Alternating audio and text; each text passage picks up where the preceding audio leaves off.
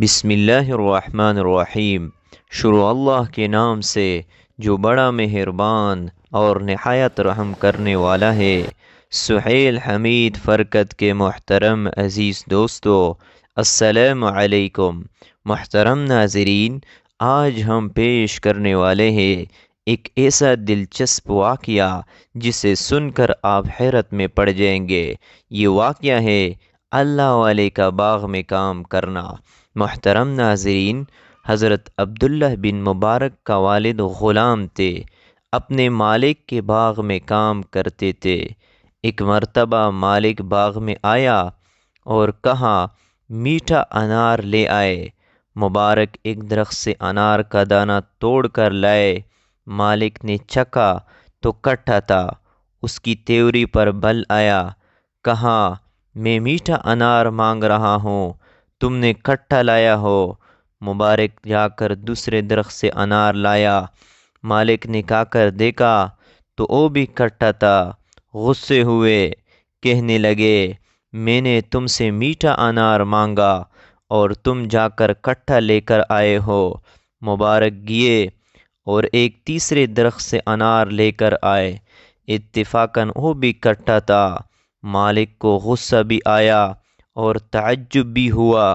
پوچھا تمہیں ابھی تک میٹھے کھٹے کی تمیز اور پہچان نہیں؟ مبارک نے جواب میں فرمایا میٹھے کھٹے کی پہچان کھا کر ہی ہو سکتی ہے، اور میں نے اس باغ کے کسی درخت سے کبھی کوئی انار نہیں کھایا۔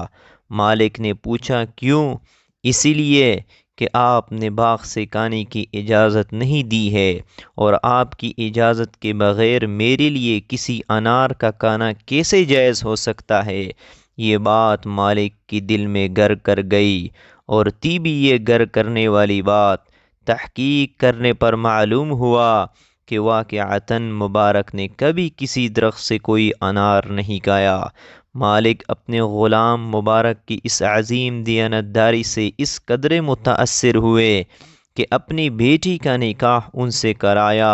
اس بیٹی سے حضرت عبداللہ ابن مبارک پیدا ہوئے۔